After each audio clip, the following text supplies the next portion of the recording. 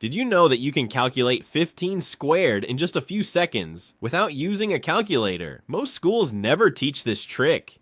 Today, I'll show you a super fast math trick that will make you look like a genius. So let's begin. First, let's understand the trick. This method works perfectly for numbers ending in 5. For example, 15 squared.